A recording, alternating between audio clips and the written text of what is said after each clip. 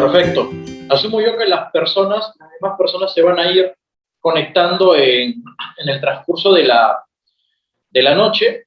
Primero, agradecerte nuevamente por la invitación. Es la segunda vez que participo en este curso en calidad de ponente, en este curso especializado en técnicas de litigación oral.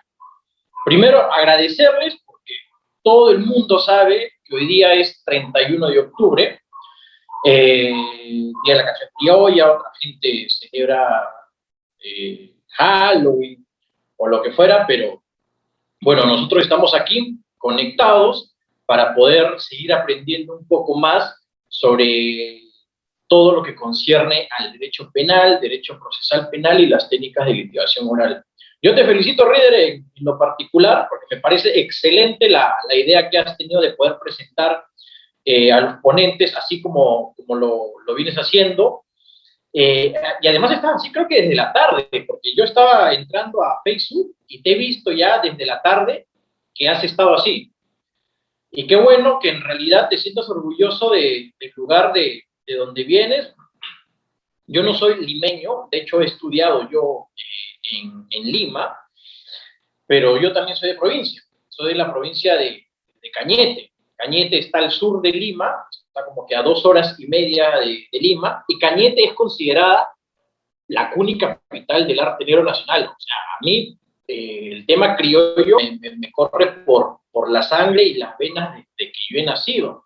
De hecho, acá en Perú hay un grupo muy simbólico a nivel del folclore afroperuano que se llama Perú Negro.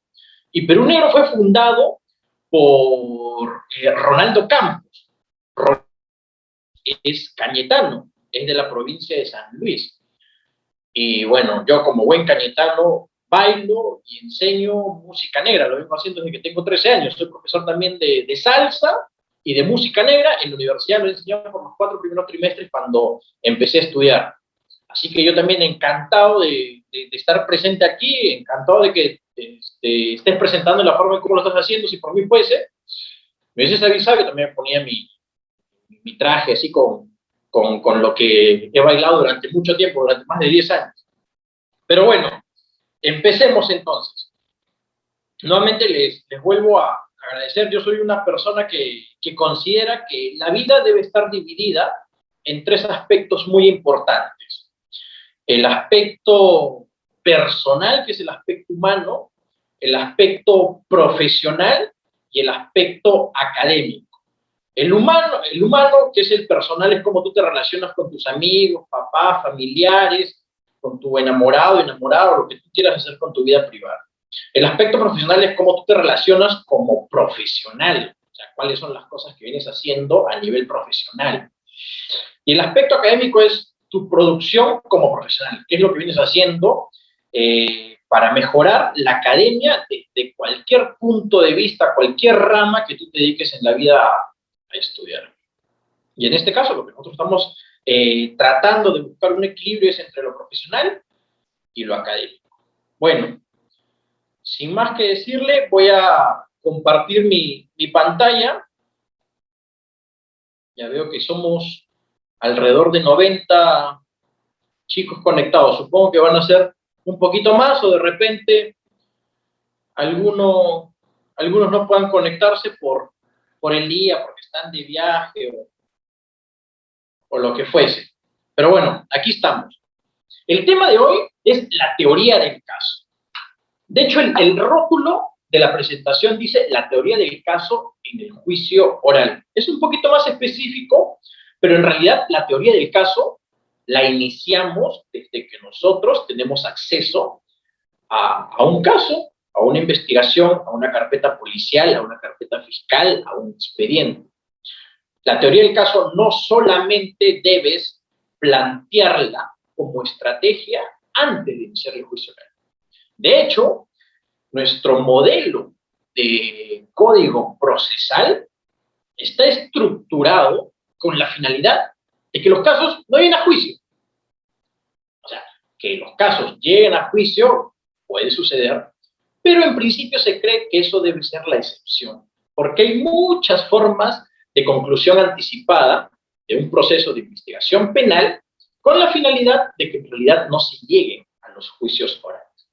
Entonces, nosotros no debemos prepararnos necesariamente y con la visión de que nuestro caso va a llegar a juicio oral. Es más, cuando nosotros decidimos asumir la defensa de un caso, muchas veces los clientes nos dicen, doctor, más o menos, ¿cuánto va a durar este caso? Y nosotros le decimos, bueno, por lo menos a nivel de investigación preparatoria, como mínimo medio año, incluso se puede extender más dependiendo el delito que se te pueda imputar. Y se desaniman, no quieren continuar con la defensa del caso, ni asumir algún tipo de contrato contigo, porque piensan que en realidad el tema se va a demorar mucho. Y se asustan. Imagínate, pues si eso solamente es a nivel de investigación, imaginémonos llegar al juicio, la etapa de juzgamiento, que es la tercera etapa del Código Procesal Penal. Pasar por la etapa de investigación, que está dividida en investigación preliminar, se formaliza, investigación preparatoria, luego la etapa intermedia y luego la etapa de juzgamiento. Imagínate, pueden ser hasta 3 años, por lo menos en un delito de crimen organizado, que es un delito un poquito más complejo. Entonces, como le vuelvo a repetir, la estructura del Código Procesal Penal, que es del 2004, está pensado para que en realidad nosotros, como defensores, Ministerio Público, tratemos de buscar alguna suerte de solución antes de poder llegar a juicio oral. Si es que en realidad nosotros, como defensa particular, y Ministerio Público como titular de imputación penal o titular de la acción penal, en algún momento llegamos a concordar de que los hechos han sucedido de tal forma y ambas partes están de acuerdo, en realidad deberíamos buscar una suerte de solución de conflicto previo a la iniciación del juzgamiento, sea principio de oportunidad, terminación anticipada o lo que fuese. Pero como les vuelvo a repetir, llegar a juicio oral en realidad es la excepción. El tema de hoy es muy importante porque en realidad va a ser tu planificación a futuro. Es decir, cómo tú, y ojo, solamente, no quiere decir que la teoría del caso solamente la deba saber la defensa técnica especializada en derecho penal, sino también el representante del Ministerio Público. Ambas partes tienen que tener una teoría del caso. Entonces, la teoría del caso va a ser el planeamiento a futuro que tú vas a tener como defensa particular o Ministerio Público para demostrar cuál es tu versión de los hechos. Eso es en simple. De frente nos vamos a la yugular, damos un conceptito simple, de hecho vamos a desarrollar un par de conceptos adicionales que nos van a aperturar más el entendimiento sobre el tema, sobre la teoría del caso, pero de frente a mí me gusta ser concreto, conciso y sencillo, que de hecho creo yo que debe ser una de las características más importantes de aquella persona que quiere transmitir los conocimientos que por casualidad de la vida ha podido acceder. Y además demuestra que tú manejas un tema.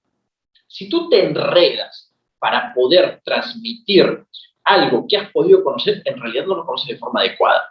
Si lo transmites de forma concreta, concisa, sencilla y simple, y permites que la otra persona pueda entenderte sin problema alguno, quiere decir que en realidad manejas el tema. Y lo mismo va a suceder, exactamente lo mismo va a suceder cuando tú te encargues de demostrar en juicio oral cuál ha sido tu teoría del caso. Si tú no manejas al revés y al derecho a carta cabal cuál es tu caso, en realidad estás destinado a fracasar en juicio oral. Bueno, esa es una pequeña presentación de lo que nosotros vamos a conversar el día de hoy. El tema, como les vuelvo a repetir, es la teoría del caso. No necesariamente la teoría del caso en juicio oral, vuelvo a repetir, no necesitamos entrar a un juicio oral para recién tener una teoría del caso, sino que la teoría del caso se planta desde el primer momento en que tú asumes la defensa de una persona natural, una persona jurídica, siendo una defensa particular, o desde el momento en que tú, como titular de la acción penal, tomas conocimiento de un hecho delictivo. Entonces, señores, les presento cuál va a ser nuestro temario del día de hoy. Nuestro temario tiene 6 puntos muy importantes. El primer punto, vamos a hablar de manera básica y correa. A mí no me gusta extenderme demasiado en los temas, porque de hecho, si ustedes quisieran aprender un poco más de los temas académicos, tienen libros, tienen jurisprudencia, tienen doctrina, tienen normativa, y eso ya depende en realidad de la formación de cada persona. Yo creo que las personas que venimos a transmitir algún tipo de conocimiento que por experiencia o por el propio trabajo que venimos realizando, en realidad nos deberían enseñar cosas que no podemos encontrar en un libro, cosas que no podemos encontrar en la norma, o cosas que no podemos encontrar en la jurisprudencia, sino cosas que en realidad nos van a pasar por la experiencia que tenemos en el litigio penal, hablando específicamente de Perú. El primer tema es decirles cuál es nuestro modelo de código procesal penal. El segundo tema, como lo hice la semana pasada, voy a recomendarle y volver a recomendarle los libros que nosotros, que considero yo deberían ustedes poder leer para que tengan un conocimiento abrumador respecto a estos temas. Y el tercer punto es la importancia de la teoría del caso. Vamos a hablar para qué nos sirve la teoría del caso. El cuarto punto a tratar es la estructura de la teoría del caso. ¿Cómo debemos estructurar nosotros la teoría del caso que vamos a plantear para demostrar un hecho? Y quinto, vamos a hablar de las características que debería tener nuestra teoría del caso. Y finalmente, vamos a hablar de las conclusiones. Así, temas súper puntuales, temas súper importantes y temas que en realidad quizás muchos no hayan podido conocer, pero que hoy día lo vamos a tratar de manera breve, porque tenemos solamente una horita, una hora y media. Entonces, el primer punto, debemos saber que nuestro modelo de código procesal penal es europeo continental. ¿Qué quiere decir esto? Que nuestro código procesal penal tiene mucha influencia de países europeos, como cuáles, España, de Italia, de Alemania, de Francia, de Portugal. Mucha influencia viene de estos países europeos. Y más o menos por ahí también tenemos influencia de los países Chile, Colombia, Costa Rica, pero más o menos son de esas partes del continente. Entonces se dice que nuestro modelo de código procesal penal es europeo continental. No es anglosajón, no es de Estados Unidos. Nuestro modelo de código procesal penal es europeo continental. Entonces, al ser un modelo de código procesal penal europeo continental, tiene estructuras que nosotros debemos aprender a respetar para poder saber cómo implementar una adecuada teoría del caso que nos va a servir a futuro en el juicio oral para poder demostrar cuál es la estrategia, visión o punto de vista que nosotros tengamos sobre unos hechos particulares, sobre algunos hechos que ya han podido suceder en el pasado. Entonces, no podemos nosotros adoptar un modelo que en realidad no nos corresponde. Mucho se discute si debemos prepararnos en base a un modelo de litigio penal anglosajón. Y en realidad yo no le veo absolutamente nada de malo. El hecho de que nosotros tengamos mucha influencia europea no quiere decir que nosotros por actividad propia o por propia formación podamos conocer cuál es el modelo anglosajón, o que nosotros queramos aprender a litigar en base a un modelo anglosajón, específicamente del litigio que se lleva a cabo en los Estados Unidos, para ver todo este tema de la persuasión al juzgado, bueno, en ese caso, frente a diversas personas que forman parte de un juzgado. Entonces, primer punto, quiero que quede claro cuál es nuestro modelo de código procesal penal. De hecho, señores, amigos, estudiantes, participantes, si nosotros buscamos en nuestro código procesal penal, que tiene 566 artículos, no vamos a encontrar ningún artículo que haga referencia a teoría del caso.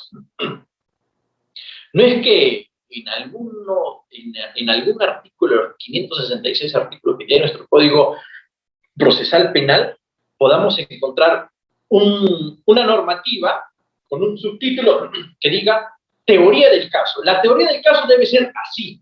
La teoría del caso debe tener estas características. La teoría del caso debe tener estas estructuras. La teoría del caso sirve para lo siguiente. La teoría del caso es una herramienta para demostrar lo siguiente. No vamos a encontrar eso en nuestro Código Procesal Penal, porque la teoría del caso, como les vuelvo a repetir, es como que un modelo traído del mundo anglosajón, pero que tranquilamente se puede tratar de implementar en lo que nosotros venimos haciendo. Porque al fin y al cabo la finalidad es la misma, es demostrar cuál es nuestro punto de vista en base a pruebas.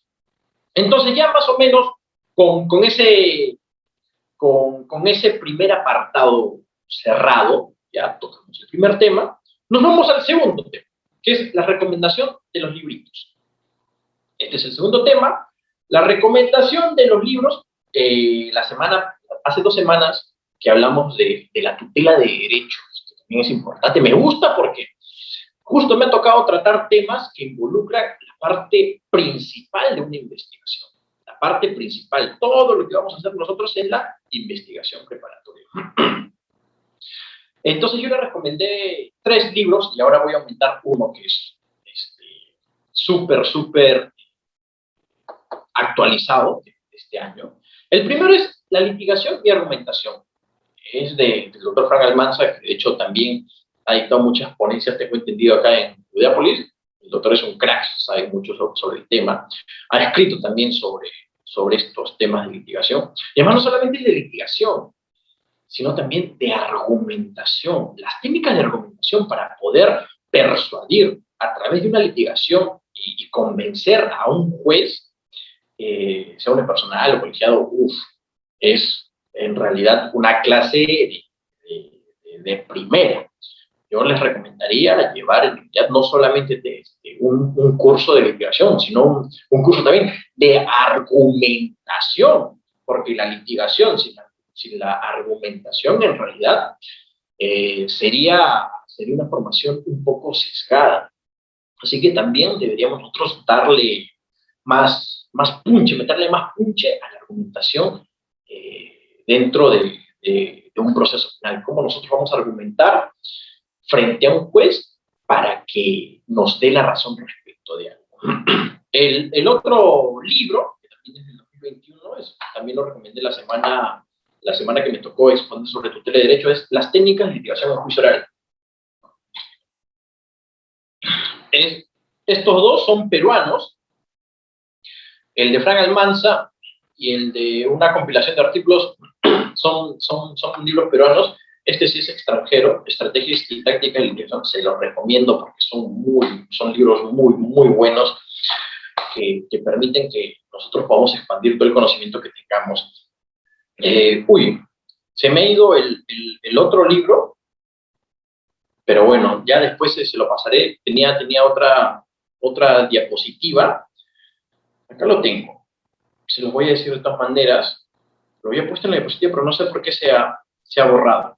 El otro libro, que de hecho está ahorita en eventos académicos porque lo van a empezar a debatir, se llama Litigación Penal Estratégica en Juicios Orales. Litigación Penal Estratégica en Juicios Orales, de la editorial Tirantulacha. Así que esos son los 4 libros que yo podría recomendar para que ustedes no solamente se queden a gustos con la clase, con el curso, con el diplomado que van a recibir o que sigan recibiendo a futuro, sino que por su parte vayan aprendiendo nuevas cosas, sean totalmente autodidactas. Entonces, el segundo punto es la importancia de la teoría del caso. ¿Qué es la teoría del caso? ¿Para qué nos va a servir la teoría del caso? Si ustedes nunca han escuchado hablar de la teoría del caso o no han tenido la oportunidad de poder debatir estos temas, ahorita, de manera concreta, vamos a tocar las partes más importantes que ustedes, como estudiantes, profesores, universitarios, trabajadores, sepan más o menos qué es lo que deben hacer para tener un caso sólido.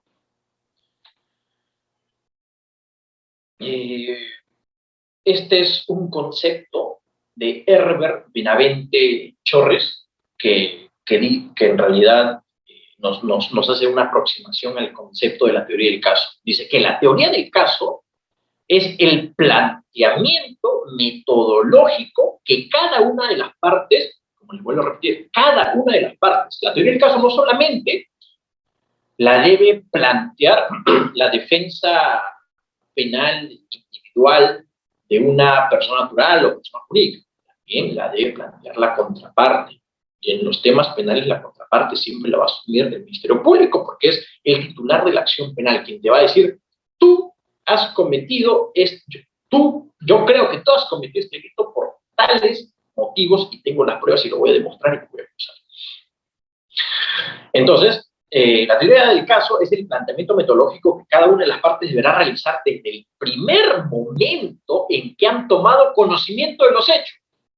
Vuelvo a repetir. La teoría del caso no solamente la debemos preparar antes de ir a juicio oral. Nos dan fecha para juicio oral después del auto de juicio oral. Ya, tenemos fecha de juicio oral, 31 de octubre de 2021 a las 7 de la noche. ¿Cuáles son los documentos que necesito? Ya, estos, me voy a juicio oral, bacán. No, señores, como les voy a repetir desde un principio, y lo está diciendo un autor muy reconocido en estos temas, que es Herbert Benavente Chorres, que es el planteamiento que las partes deberán realizar desde el primer momento en que han tomado conocimiento de los hechos, con el fin de proporcionar un significado u orientación a los hechos, normas jurídicas, ya sean sustantivas o procesales, así como el material probatorio que se ha recabado. Miren, es un concepto para mí completo, que te dice quiénes están obligados a plantear una teoría del caso, desde cuándo, qué es lo que deben tener en consideración y para qué les va a servir. Suficiente.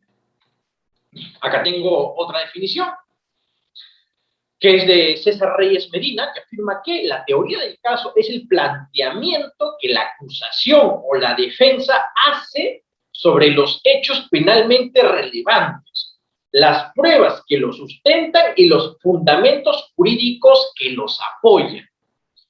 Acá se agregan algunas cosas más importantes, que llaman la atención, más relevantes, que te dicen sobre los hechos penalmente relevantes, sobre los hechos penalmente importantes, sobre los hechos cruciales, penales, o sea, no sobre cualquier hecho, sino que tiene que ser un hecho penalmente importante, penalmente relevante, que esté descrito en la norma jurídica penal. Y ahora también las pruebas que sustentan esos hechos penales relevantes y los fundamentos jurídicos que los apoyan.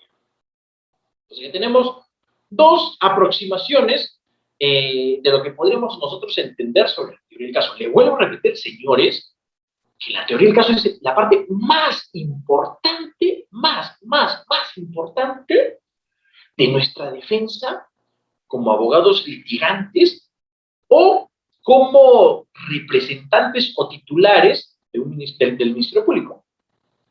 Sin teoría del caso, nosotros vamos totalmente dirigidos al fracaso.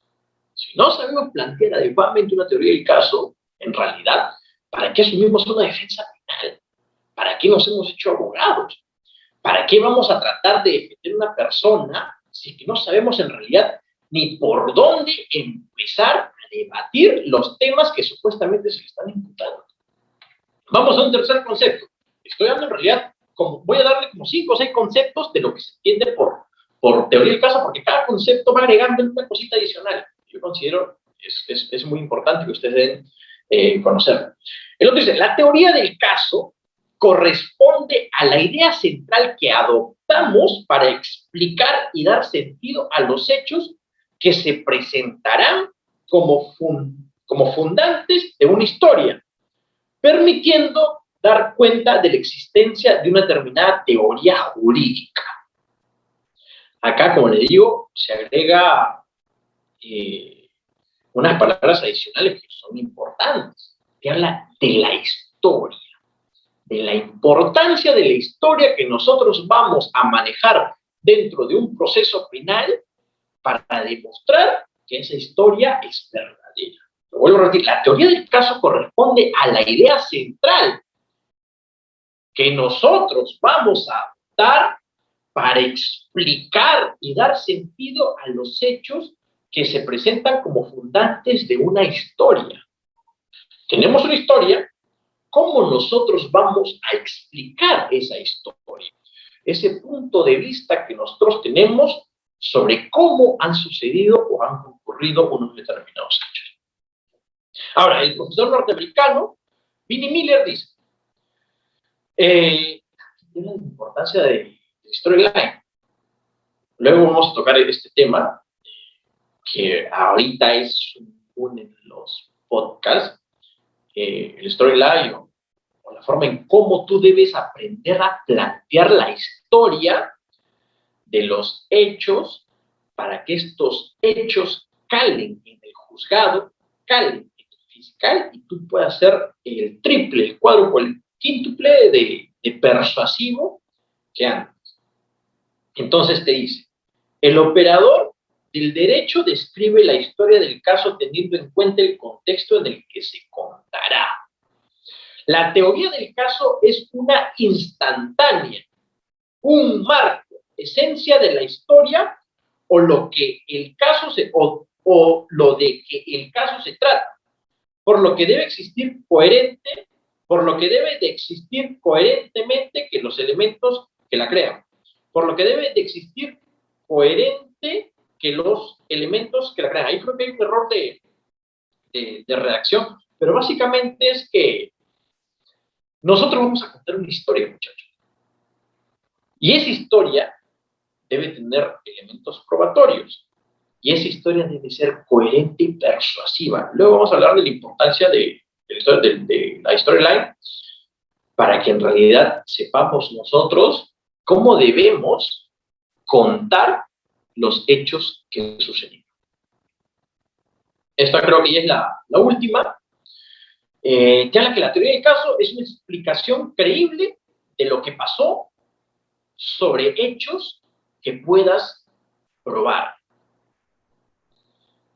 Es una explicación creíble de lo que pasó sobre hechos que puedas probar. También dice algo adicional que es muy importante, que es sobre lo que pasó, señores, sobre lo que pasó. No te está diciendo sobre lo que está pasando, ni sobre lo que pasará. Acá te hablan de la importancia del storyline. Storyline es la historia contada en una línea de tiempo. Y esa historia que se cuenta en una línea de tiempo siempre va a ser pasada. Como les vuelvo a repetir, la teoría del caso es una explicación creíble sobre lo que pasó. Y sobre lo que pasó, tú tienes diversos hechos que probar.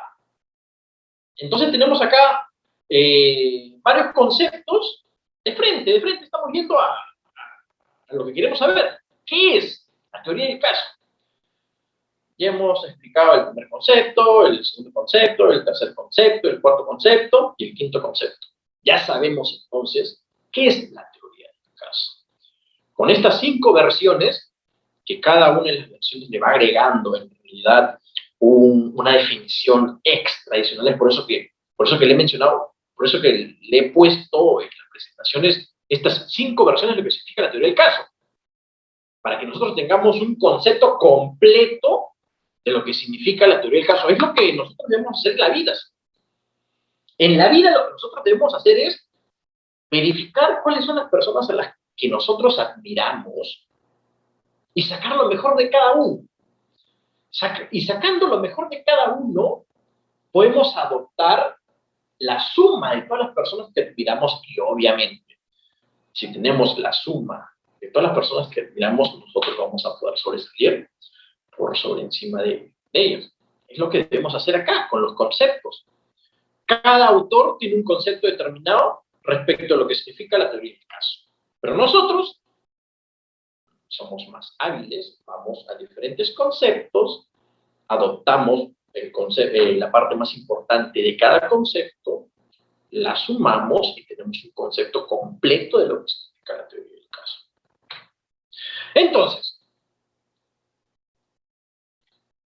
Entonces, para responder la pregunta que tenemos acá, ¿cuál es la importancia de la teoría del caso? Porque ya hemos respondido qué es la teoría del caso. Pero ahora, ¿para qué nos sirve? Acá también les voy a dar un montón de respuestas respecto de la importancia de la teoría del caso. Es una herramienta que utilizaremos en juicio oral para demostrar nuestra posición sobre un hecho. El hecho de que utilicemos esta herramienta en juicio oral no significa que la vayamos a preparar recién una semana antes de que tomamos conocimiento de que vamos a empezar el juicio oral. No. Ya hemos dicho que desde que tomamos conocimiento de que vamos a asumir la defensa legal de un caso, debemos empezar a trabajar en nuestra teoría del caso. No se preocupen que ahora voy a hacer muchísimo más, ¿cómo podría decirlo? Muchísimo más concreto al momento de decirle cómo se debe realizar una teoría del caso. Vamos a hacer un pequeño ejemplo luego. Porque muy fácil es decir, tienes que hacerlo así. Pero al momento de, por ejemplo, pero al momento de tomar tu hoja en blanco, ya, ¿cómo empiezo a armar mi teoría del caso? Ahí está, pues. Ya te he dicho qué es la teoría del caso, ya te he dicho para qué sirve la teoría del caso, ya te he dicho cuándo vamos a utilizar la teoría del caso, ya te he dicho desde cuándo debemos tener claro cuál va a ser nuestra teoría del caso, pero en un papel, ¿cómo lo estructuramos? ¿Cómo lo estampamos en un papel? Bueno, ya sabemos que es una herramienta que utilizaremos en juicio oral para demostrar nuestra posición sobre un hecho. También es una herramienta que utilizaremos en la búsqueda de la verdad, para la búsqueda de la verdad. Es importante que tengamos en cuenta esto. Todo proceso penal nos va a servir a nosotros o a las diversas partes de un proceso para buscar la verdad. Pero ya esto depende en realidad de cada persona, de la ética de cada persona y de cómo una persona esté predispuesta a llevar adelante la defensa de un imputado o de un investigado. Porque lo que en realidad debemos buscar es saber la verdad de los hechos, independientemente de cuál sea la consecuencia de los mismos. Es por eso que nosotros, si queremos tener una muy buena reputación como abogados defensores, antes de asumir un caso, por lo menos deberíamos estudiarlo. No es que nos llegue un caso y quizás por la desesperación de que no tengamos algún trabajo estable y queramos asumir la defensa de cualquier caso, terminamos asumiendo un caso en donde sabemos que la persona es culpable y a toda costa queremos demostrar que no es una persona culpable. O sea, el fin último del proceso, que es la búsqueda de la verdad, a nosotros en realidad nos llega, lo que queremos hacer es todo lo contrario. tratar de mostrar lo que no es, lo que no ha pasado verdaderamente en un determinado caso. Pero como les digo, este es un tema enteramente personal que depende de cada ser humano, de cada estudiante, de cada abogado, de cada fiscal, en realidad de cada ser humano. Bueno, también tenemos que la teoría del caso es una herramienta que nos servirá de plan, estrategia y visión para demostrar un hecho. La teoría del caso debe estar implantada en una hoja, en un cuaderno, en un borrador, en tu Word. La teoría del caso debe estar implantada y tú debes empezar a describir cuál va a ser tu estrategia de defensa a futuro. Como le digo, es una herramienta. Y si es una herramienta, debe estar en tu celular, debe estar en una hoja, debe estar en tu borrador, en tu blog, en tu Word, en donde sea, pero debe estar plasmado. Teoría del caso.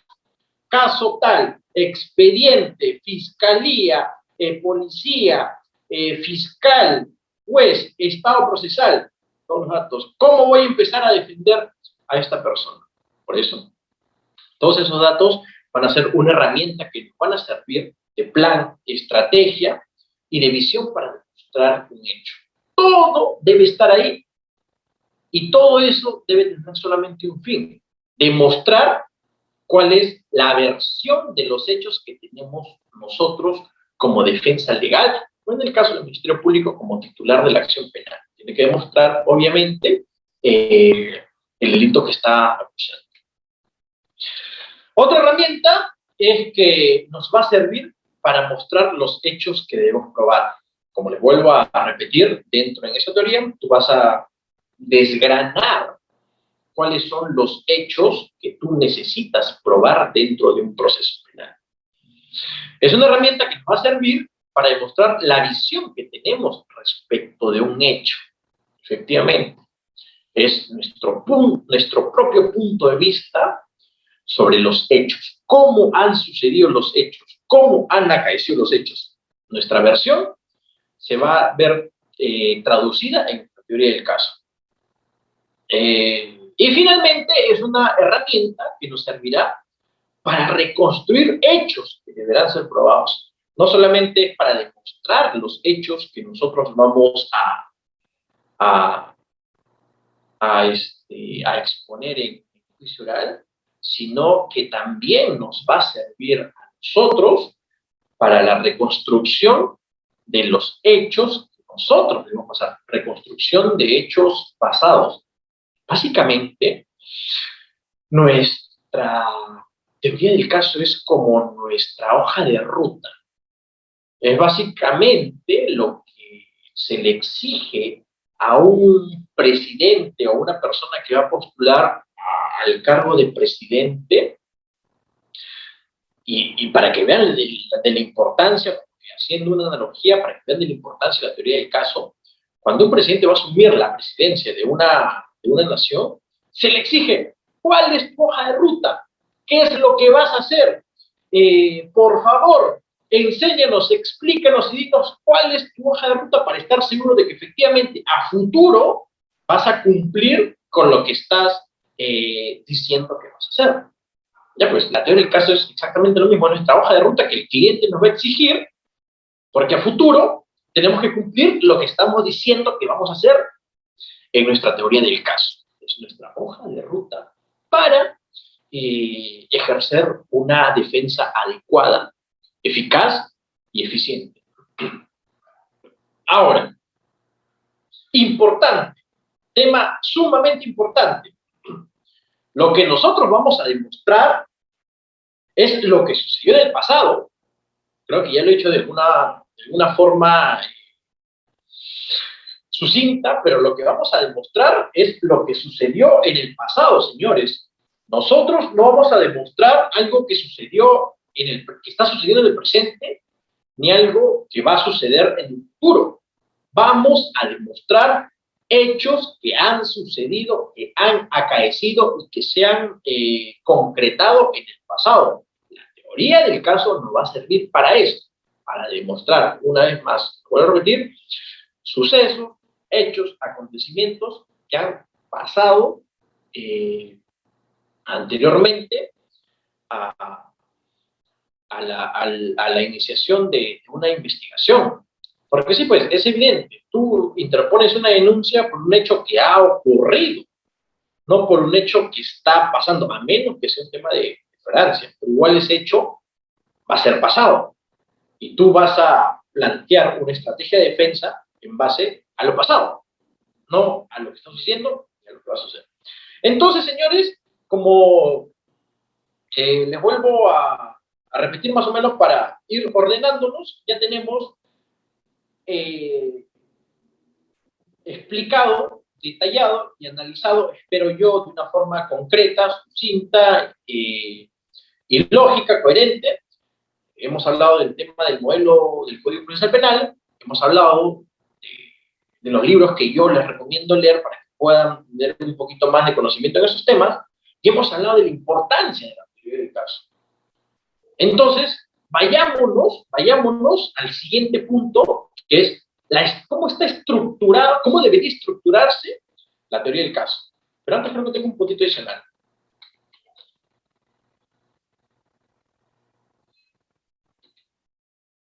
Ya, perfecto. ¿Cómo debemos estructurar nuestra teoría del caso? Tenemos tres elementos, importante y básico. Tenemos que ser conscientes que debemos centrarnos en tres elementos. Previo a ello, previo a decirles cuáles son estos tres elementos, que de repente ustedes, si han tenido la oportunidad de poder escuchar a otras personas, quizás lo van a conocer. Pero antes, Miguel, antes de saber cómo estructurar mi teoría del caso, me llega un caso y ¿qué es lo que debo hacer? Suena mi teléfono. Roberto, yo sé que tú, he visto tus publicaciones, sé que has estudiado Derecho, sé que eres abogado, sé que tienes unos casos importantes, o sé que te estás iniciando en todo este mundo de la defensa legal penal.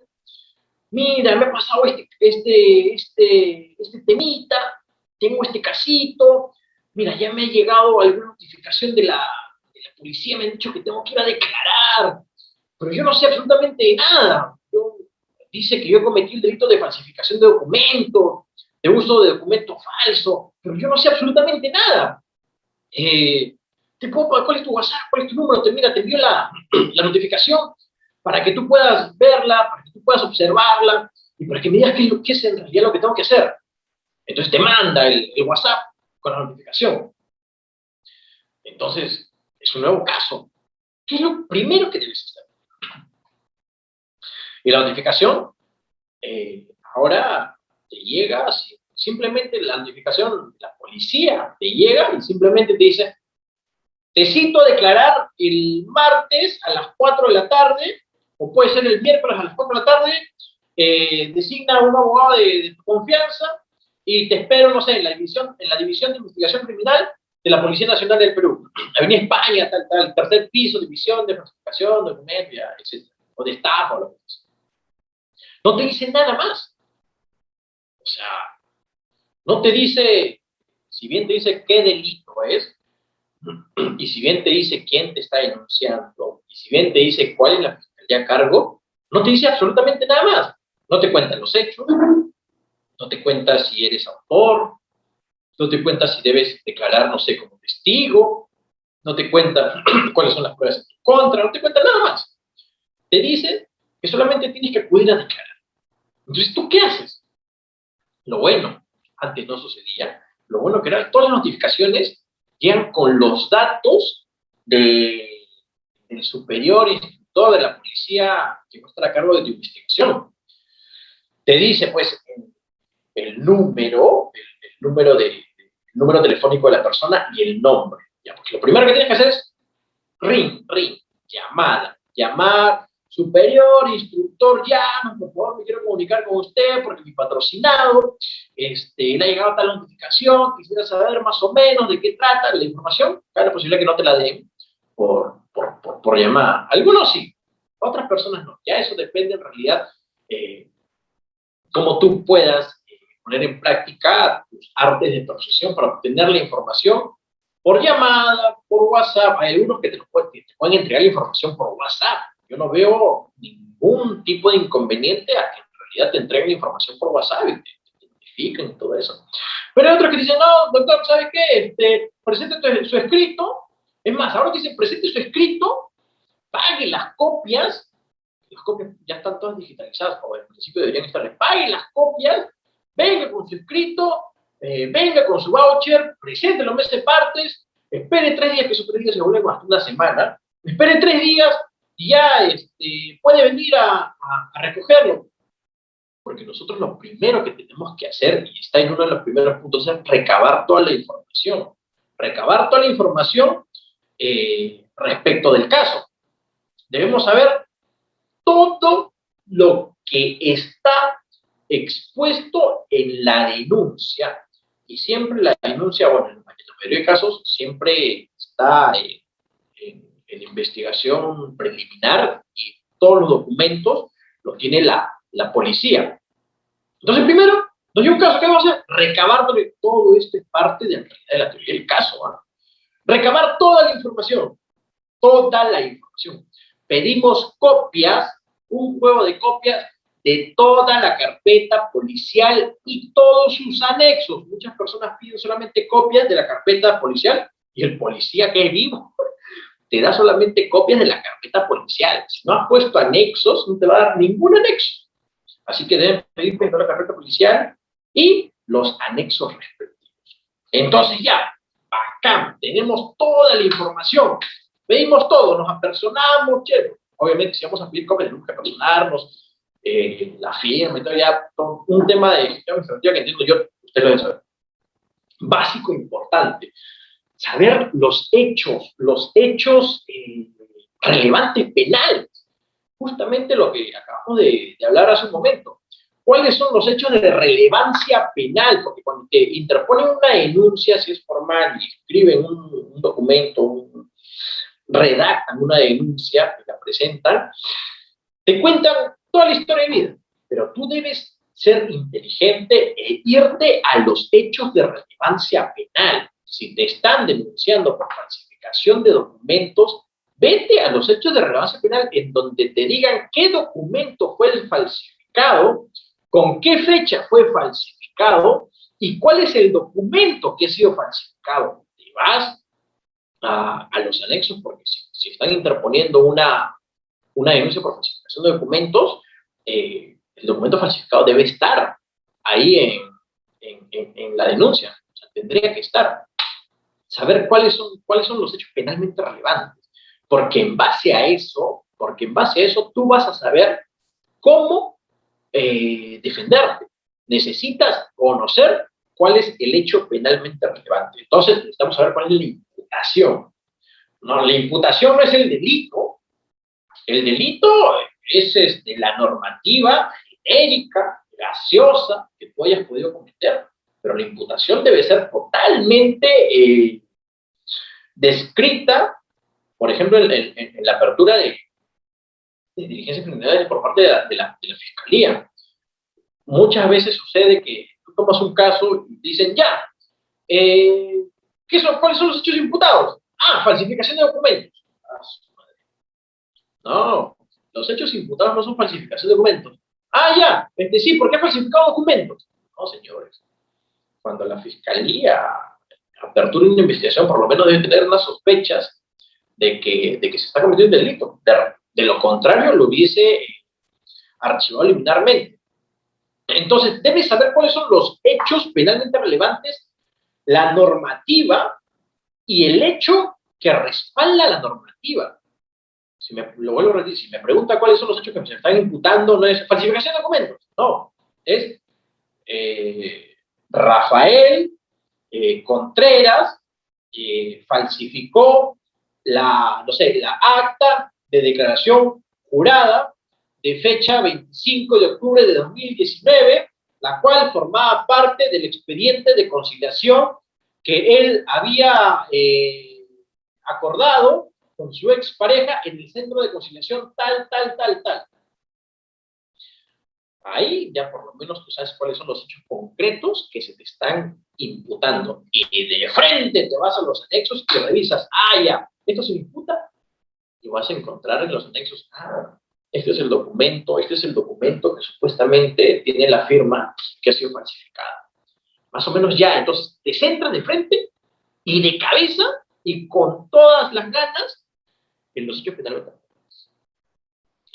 Luego de eso, que tú ya conoces los temas que se están imputando, van a empezar a investigarse. Tienes que entrevistarte con las partes involucradas, obviamente.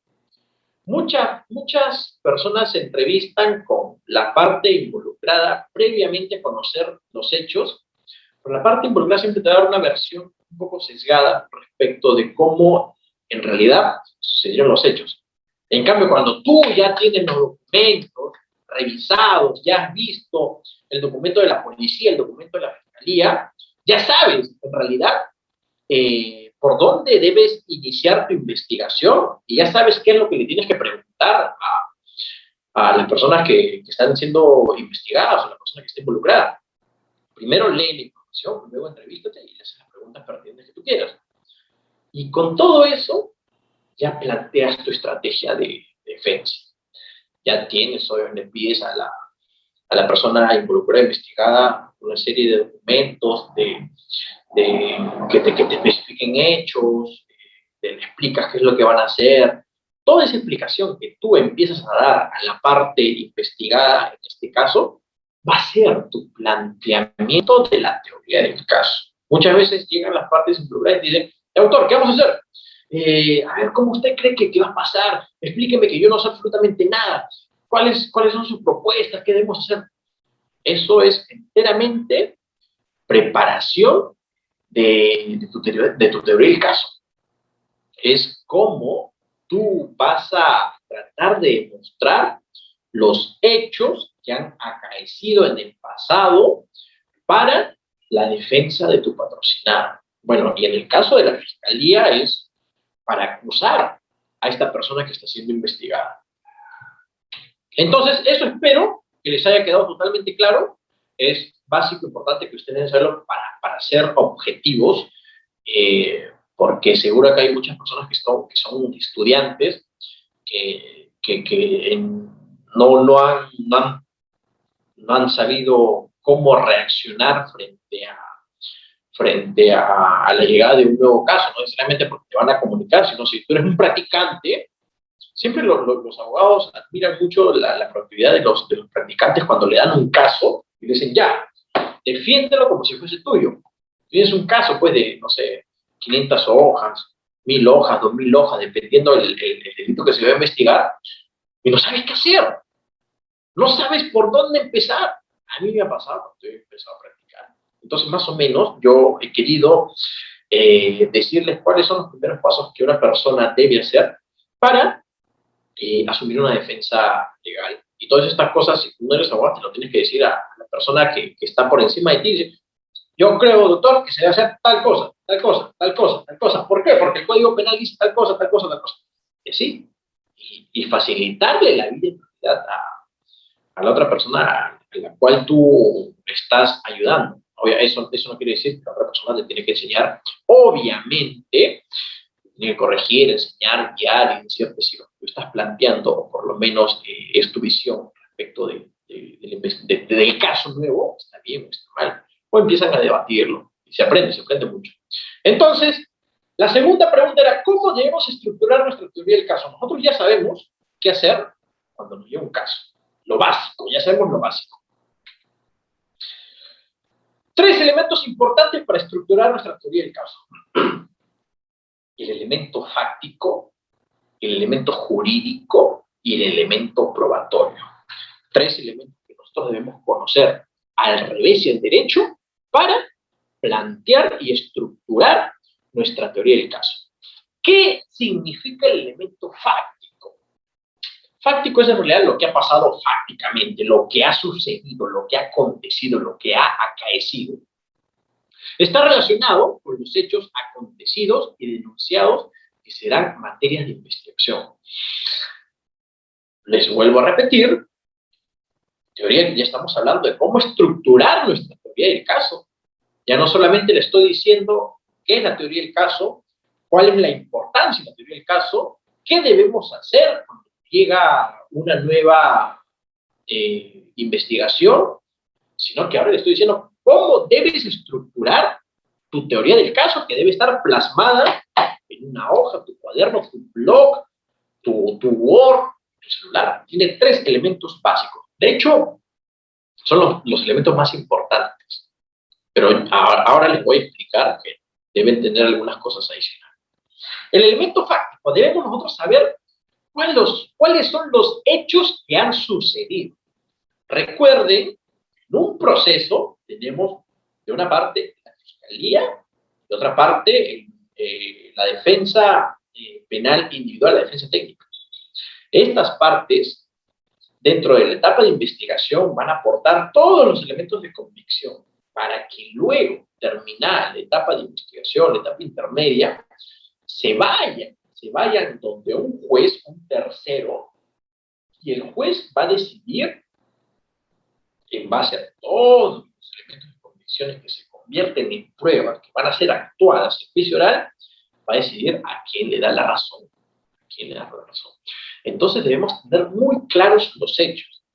Los hechos no solamente deben ser los que expone la fiscalía, porque la fiscalía va a exponer los hechos de acuerdo a su propio punto de vista, a su propia teoría del caso. Muchas veces ha pasado que nosotros en realidad nos concentramos tanto en los hechos expuestos por la fiscalía. Es más, cuando estudiamos un caso, estudiamos los hechos expuestos por la fiscalía. Y eso es un tremendo error. Está bien estudiarlo para conocerlo porque necesitamos saber de qué nos vamos a defender, pero si solamente estudiamos los hechos que la fiscalía nos está imputando, es un conocimiento sesgado, porque muchas veces la fiscalía expone los hechos que en realidad solamente le conviene a ellos para poder demostrar su teoría del caso dentro del juicio penal. Muchas veces oculta hechos que son de suma importancia y que la defensa legal debería tomar conocimiento ¿para qué? Para lograr la finalidad, que es la búsqueda de la verdad dentro de un proceso penal. Eso a mí me parece totalmente atroz. Hay muchas personas, como les voy a repetir, que solamente se basan en los hechos que están expuestos por parte de la Fiscalía, tomando como ciertos absolutamente todos los hechos que la Fiscalía está exponiendo. Y eso es un gravísimo error. Es un gravísimo error. No por ser titular de la acción penal, no por tener una investidura de funcionarios públicos, nosotros debemos asumir que todo lo que se está imputando por parte de la Fiscalía son los hechos verdaderos. Uno debe ser totalmente mosca para darse cuenta, oye, estos hechos nunca pasaron. ¿Por qué estás omitiendo este hecho? Mi testigo dijo tal cosa cuando se tomó la declaración. Este hecho que es de suma importancia, tú no lo estás tomando en consideración al momento de aperturar tu investigación, al momento de formalizar tu investigación, o al momento de acusar. Entonces debemos estar moscas, debemos saber los hechos, que obviamente imputa la Fiscalía, debemos saber los hechos de nuestro cliente y cómo nos lo va a retratar, contar y especificar, porque esos hechos, conjuntamente con los que la Fiscalía nos está imputando, van a ser los hechos materia de investigación.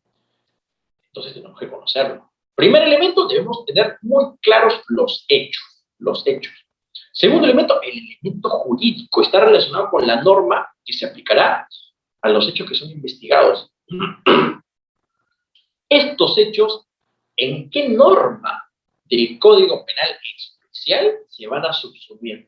Si es falsificación de documentos, estos hechos se deben subsumir en una norma.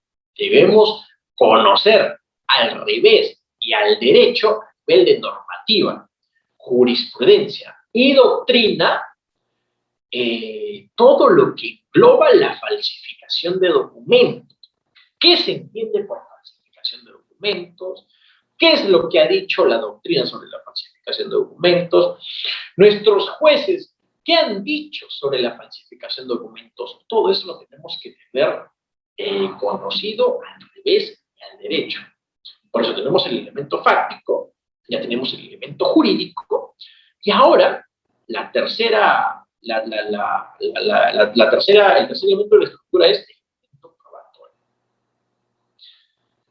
Por eso es muy importante conocer los hechos penalmente relevantes, porque lo que nosotros vamos a probar son los hechos penalmente relevantes. No vamos a probar hechos que en realidad no tengan relación directa con los hechos que se nos están imputando. El tema del elemento probatorio está relacionado con los elementos de prueba que servirán para demostrar los hechos. Entonces, en tu teoría del caso, debe estar tu hoja dividido en elemento fáctico. ¿Cuál es el elemento fáctico? Descripción. ¿Cuál es el elemento jurídico? Descripción. ¿Cuáles son los elementos probatorios que tengo? Descripción. Esos son los tres elementos importantes que debe tener tu teoría del caso. Cuentas el caso, los hechos penalmente relevantes, cuentas cuál es la normativa con jurisprudencia, normativa y doctrina. Debes ahí poner en tu blog, debes ordenar, debes ser tremendamente ordenado para llevar a cabo una buena defensa penal.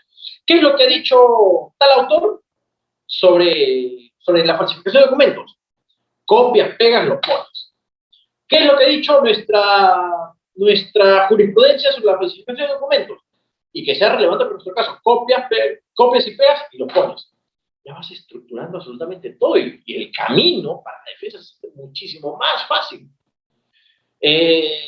¿Cuál es la normativa? Copias y pegas. Lo pones. Ahí tienes totalmente claro. Ya tienes los hechos, ya tienes la normativa. ¿Cuáles son los elementos probatorios? Ya. Acá viene esto, importante, las fuentes de información. Los elementos probatorios. Hay testigos, hay peritos, hay documentos, hay objetos, hay videos, hay fotos, hay conversaciones de WhatsApp, hay correos electrónicos, hay llamadas, hay videos de Zoom, webinar. O sea, ya sabemos entonces que nuestra teoría del caso debería estar dividido en estos tres elementos importantes. El elemento fáctico, jurídico, probatorio. Decía que deberían haber más elementos porque siempre pones teoría del caso, pones el nombre de la persona investigada y haces tu cuadrito. ¿Cuál es la ubicación? ¿En qué juzgado o fiscalía está ubicado? El juzgado, la fiscalía. ¿Quién es el fiscal acá? ¿Cuál es el número del celular del fiscal? ¿Cuál es el juez? ¿Cuál es el número del juez a cargo? ¿Cuál es el número de la carpeta fiscal? ¿Cuál es el número del expediente? ¿Cuál es el número del policía? ¿Cuál es el nombre del policía? ¿Cuál es el estado del proceso? ¿Cuál es el nombre del investigado? ¿Y cuál es el nombre del agraviado? Todos esos datos iniciales e importantes deben estar en teoría del caso, caso tal, datos de investigación, debes poner todos los elementos que te estoy diciendo, y estructura de tu teoría del caso. Ojo, muchachos, teoría del caso es muy distinto a teoría del delito. Estamos hablando de teoría del caso. Ellos van a tener una clase de teoría del delito. Pero estamos hablando de cómo nosotros iniciar en esta etapa de la investigación. Teoría de nuestro caso, no es teoría del delito. Entonces pones ahí tus tres elementos, 1, 2 y 3, y lo que yo sugiero es la perspectiva a futuro que tienes tú respecto de lo que va a suceder con lo que has venido poniendo en tu teoría del caso. Teoría del caso del investigado tal. Primer punto, datos del expediente de la investigación, ya les he dicho que lo debe ver. La estructura de la teoría del caso y tu percepción a futuro. ¿Qué es lo que tú piensas que va a pasar si es que todo lo que tú has descrito se va concretando de manera positiva en favor de tu patrocinado? Luego, señores, les hablé, esto es para el último elemento, que es el elemento probatorio, la importancia de las fuentes de información. Debemos saber de dónde debemos obtener las fuentes, de dónde debemos obtener los elementos probatorios. Y los elementos probatorios vienen de los testigos, de los peritos, de los documentos, los objetos. Por ejemplo, yo estoy llevando un caso de falsificación de documentos y tengo un informe pericial grafotécnico de par. Debemos presentarlo en las diligencias preliminares a la policía o a la fiscalía, en donde un perito especialista en el tema, que es básicamente un perito criminalístico en grafotecnia y papiloscopia, en donde él te dice si la firma pertenece o no pertenece a la persona. Y no solamente esa pericia, por ejemplo, también puede haber otra pericia, es informe pericial de identificación papiloscópica. ¿Qué es papiloscópica? Es básicamente para definir si la huella digital, la huella dactilar pertenece o no pertenece a la persona que supuestamente ha sido agraviada en el sistema de la falsificación de documentos. Entonces, debes ofrecer esta noticia. Es un elemento de convicción que le va a hacer pensar al fiscal si efectivamente se ha cometido o no el delito. Debes ofrecer la declaración, si tú quieres la declaración del perito, para que explique, para que le hagan las preguntas y vaya generando muchísimo más convicción dentro de tu teoría del caso. Todo esto es teoría del caso, muchachos, es lo que nosotros vamos a pensar para iniciar una buena investigación, a ganar o ganar. Los documentos, obviamente que son, pueden ser, no sé, pues, fotos, conversaciones, y vamos a demostrar que no hemos falsificado un documento, y, por ejemplo, un documento que sea un acta de conciliación, una llamada con la persona con la cual tú te ibas a comunicar para ir a firmar el acta de conciliación. Una llamada de coordinación que dice, ya, a las 9 de la mañana vamos y vamos a firmar el acta de conciliación. Correos electrónicos en donde están coordinando que si efectivamente van a ir a las 9 de la mañana. WhatsApp de coordinación, oye, mira, estoy llegando, acá estoy en la puerta, te espero, mira, estoy en la puerta, vamos a entrar juntos para firmar. Sí, sí, estoy acá, estoy llegando. Elementos de convicción.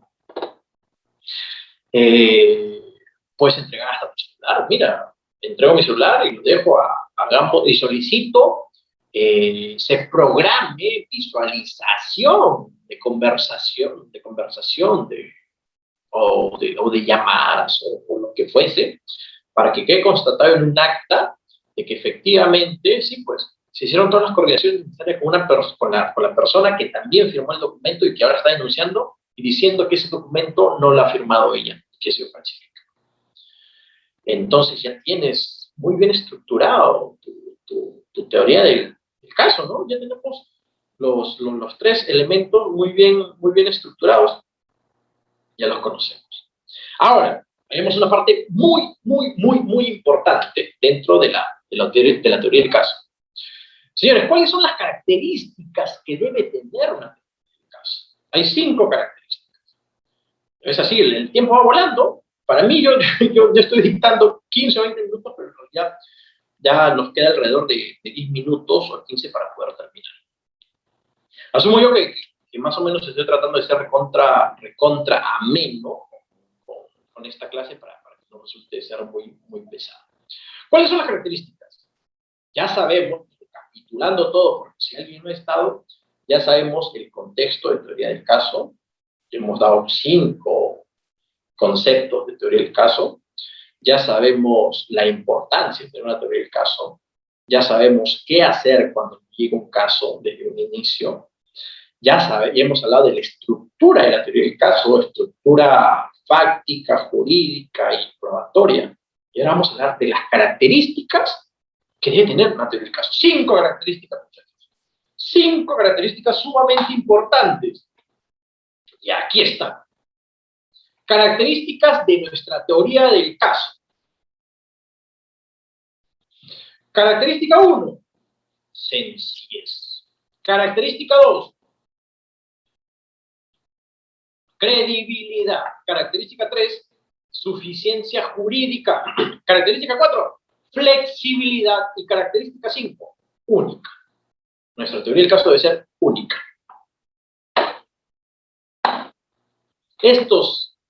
Estas estos 5 elementos de las características debemos nosotros tener muy presente, no solamente al momento de elaborar nuestra teoría del caso pensando a futuro, sino en todo el proceso, muchachos. En todo el proceso debemos ser sencillos. En todo el proceso debemos demostrar credibilidad. En todo el proceso deberíamos demostrar suficiencia jurídica. En todo el proceso deberíamos demostrar que nuestra teoría del caso es flexible y que es... ¿Cómo lo demostramos? No solamente hablando, no solamente diciéndoselo a tu cliente, ¿no? No solamente transcribiendo nuestra teoría del caso en un papel, no, sino al momento de dirigirnos al fiscal, al momento de dirigirnos al policía, al momento de dirigirnos al testigo, al momento de realizar preguntas dentro de una declaración, al momento de presentar nuestro informe de pericia grafotécnica, nuestro informe de pericia papiloscópica. Debemos ser sencillos, creíbles, con suficiencia jurídica, debemos ser flexibles, deberíamos ser únicos. Al momento de entrevistarnos con el juez, al momento de elaborar nuestros alegatos de apertura, al momento de hacer nuestro examen directo, interrogatorio, al momento de hacer nuestro contrainterrogatorio, al momento de hacer nuestros alegatos de cierre, debemos ser siempre sencillos, creíbles, demostrar suficiencia jurídica, flexibles y únicos. Muchas veces se cree equivocadamente, pienso yo, que mientras más complicados en hacer un escrito de alegatos de defensa, o de solicitud de archivo, o de solicitud de sobreseimiento, o de solicitud de acusación, muchas veces se cree erróneamente que debemos presentar un escrito de 20, 30 páginas, con un montón de jurisprudencia, con un montón de doctrina, con un montón de normativa, y estamos muy equivocados, sobre todo porque nuestro Código Penal tiene un modelo que es oral, o sea, que debemos oralizar absolutamente todo, y se trata de evitar todos estos temas escritos. Todo lo que tú quieras decir a nivel de jurisprudencia, doctrina o normativa, lo debes oralizar, no lo debes escribir. Gastas papel, gastas tu tiempo, y en realidad los fiscales o los jueces ni lo van, porque lo que ellos más detestan es que tú les hables de derecho. Porque tú has estudiado derecho, él estudió derecho, y tú le vuelves a hablar sobre derecho. Ni le van a tomar en consideración, ni van a tomar en consideración lo que tú estás escribiendo. Si le dices, según tal cosa, según la jurisprudencia tal, el delito de falsificación de documentos se concreta o se comete de tal forma. O sea, lo que ellos más detestan es que tú quieras darle clase de derecho porque ellos también lo conocen. Bueno, se entiende. Ojo que hay ciertas excepciones en que evidentemente uno sí debe exponer, porque ya depende de la habilidad de cada persona, que es muy importante, que se debe hacer de manera referencial, bastante incisivo en estos temas. Pero al momento de presentar un petitorio debemos ser sencillos, concretos, directos, al grano. Nuestro petitorio debe ser clarísimo, clarísimo. ¿Qué le pedimos? ¿Por qué le pedimos? Y en base a qué le pedimos. Por eso ahí dice sencillez, credibilidad, suficiencia jurídica, flexibilidad. Por ejemplo, muchos abogados cometen el error, sobre todo cuando están empezando, presentar diversos elementos de convicción, y muchas veces son rechazados porque no señalan cuál es la pertinencia, conducencia y utilidad en ese proceso del elemento de convicción que se está presentando para que pueda ser luego un medio de prueba, y son rechazados. Bueno, un escrito solamente debe tener 4, 3 o 5 hojas suficiente. Todo lo que tú quieras transcribir respecto a una doctrina, jurisprudencia, en pie de página, porque los temas jurídicos, los operadores jurídicos lo conocen, pero lo que no conocen son los hechos, y aparte no conocen las pruebas. Entonces, más o menos, nuestro escrito, nuestro planteamiento, en el caso debe ir por ahí. Los hechos que desconocen las personas contra las cuales estamos luchando, las pruebas que también desconocen, pero los temas jurídicos sí lo conocen, así que debemos tenerlo de manera referencial, y además a la vista a la vista un escrito con copy-pega de miles de jurisprudencia, de miles de citas de autores, de miles de citas de normas, es aburrido. Y lo que tú deberías querer en última instancia es que alguien que va a decidir sobre tu libertad se aburra al momento de leer cuál es la percepción de los hechos que tú tienes. Entonces debemos ser bien inteligentes para captar la atención de quien nos va a juzgar. Es por eso la importancia de la historia, de cómo nosotros vamos a contar la historia.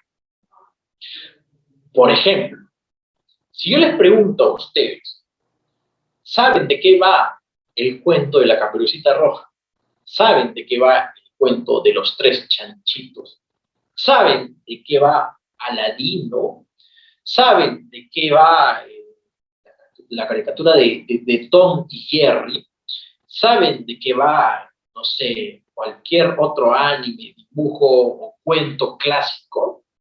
Ustedes lo van a recordar, han pasado 20, 30, 40, 50 años y siempre va a pasar los tiempos y lo van a recordar. ¿Por qué?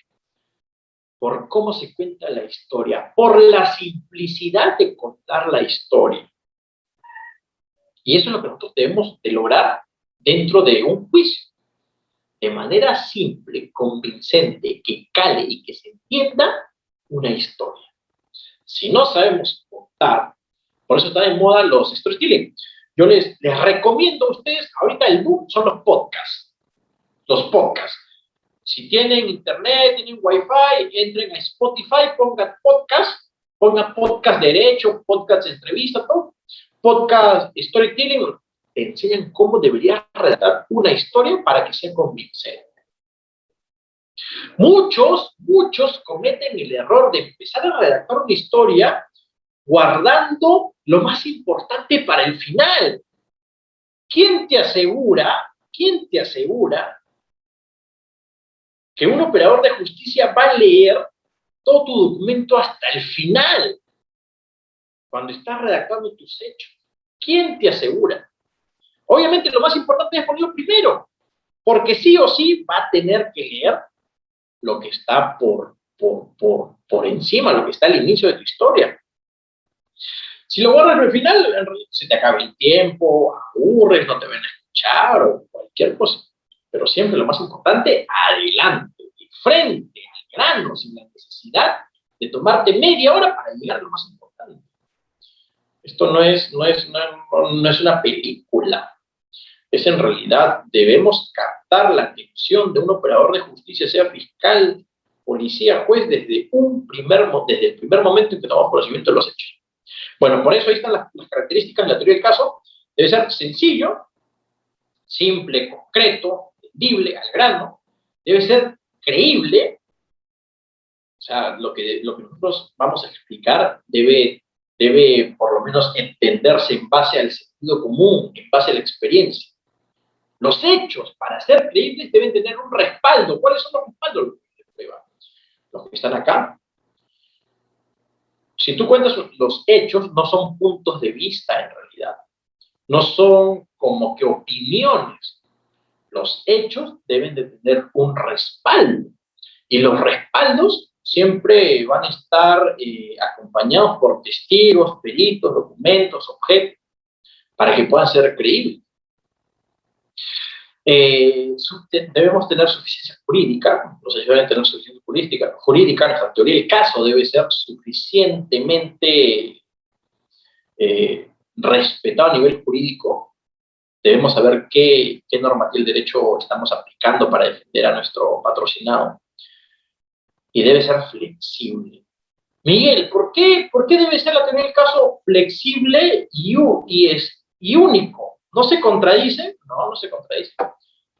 Tu teoría del caso siempre va a ser única porque va a tener una sola versión. Pero va a ser flexible porque esta versión se va a ir adaptando al desarrollo del proceso.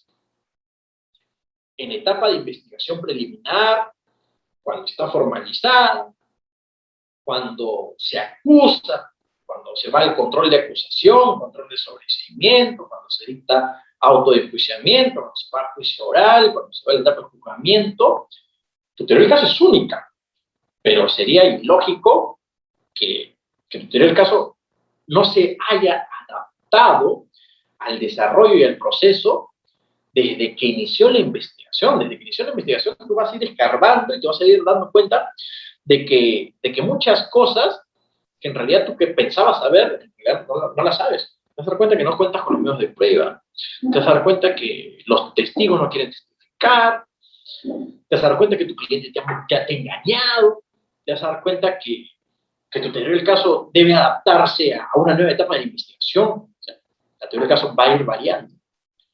Y esa hoja de ruta va a ir teniendo parches, va a ir teniendo huecos. Y es totalmente normal. No es que como tú empieces la defensa legal, es como deberías terminarla, ¿no? Todo esto va a ir variando.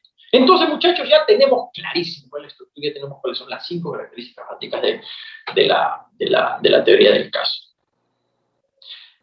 Yo les decía al inicio, y justamente el libro del doctor Frank Almanza habla de las técnicas de litigación y de la argumentación. La argumentación puede ser oral y puede ser escrita. Y en ambos casos, una argumentación debe ser lógica, razonable, contundente y creíble. Estamos hablando de la argumentación, estamos hablando de la teoría del caso. Pero ambas, obviamente, se van sumando una a cada una. Cuando ya tú argumentes cuál es tu punto de tu teoría del caso, cuál es tu estrategia de defensa en juicio oral, al momento de argumentar oralmente la defensa de tu patrocinado, tiene que obviamente tener una secuencia lógica, debe ser totalmente razonable, debe ser contundente. O sea, debes creer en tu caso y hablar de tal forma que puedas convencer a esa persona. Y además debe ser creíble. Creíble no es aquella persona que es salamera al momento de hablarte. Creíble es la persona que te habla con respaldos y medios probatorios, respaldando cada hecho que te va diciendo en base a un medio probatorio.